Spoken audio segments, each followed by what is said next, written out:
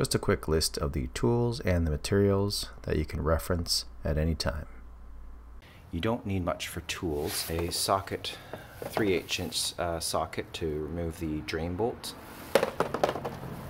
18mm crush washer, 3/8" torque wrench because you got to torque that drain bolt to 35 foot-pounds, drain pan, funnels, paper towel, and a long funnel.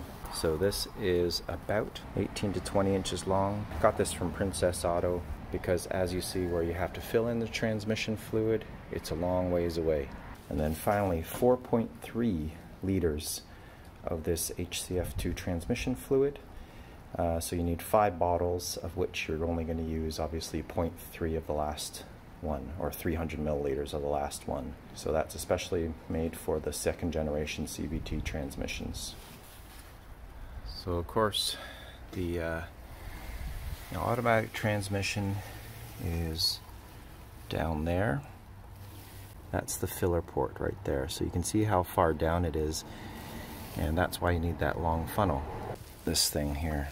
So you just pull that out, and that's how you fill up your automatic transmission. Isn't that weird? No dipstick or anything like that, just kind of looks like a curling stone handle. That's what I'll call it. Looks like we got some potential oil issues or a gasket problem. Oh gosh. Front of the car, jack point, and that's what we're going to undo with 3/8" socket. I don't have the car up on the lifts as I thought I would because I forgot, in order for it to drain properly, really it should be as flat as possible. Drain pan underneath, and hopefully we have enough room to undo this thing. There we go. Whew. That wasn't too bad. So now, the trick is to undo it slowly so it drains out gradually. There's the fluid coming out just a little bit, and I have the pan here. Oh yeah.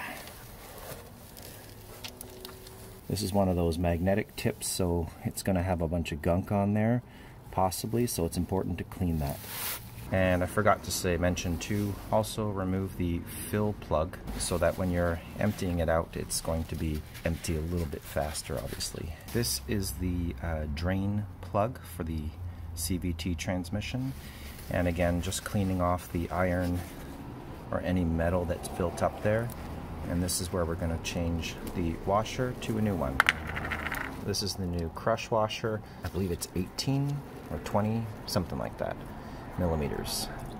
And this we torque it on at 35 foot-pounds with the torque wrench. This is all the stuff that comes off that magnetic portion of the drain bolt.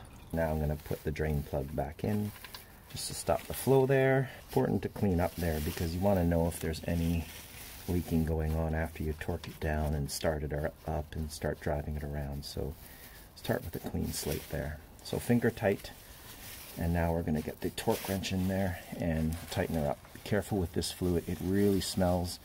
So this is something you don't want to slosh around and make a big mess with. Torque wrench set to, let me double check this, 35 foot-pounds.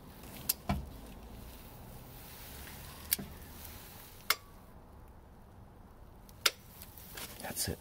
Now to fill it up with the 4 liters plus 0.3, so 4.3 liters. So here's the extra long funnel. There's my fill hole. So I'm going to get it right in there. Kind of goes in there a little deep, but that's just to make sure it doesn't go anywhere there. Wedge it in here. All 4.3 liters in there. I'm just going to make sure we put the fill plug back in there. Do not forget about that. Push it right in there and that's it. Other transmission changes are so much more complicated than this one, so pretty lucky and fortunate. That's it for the transmission change.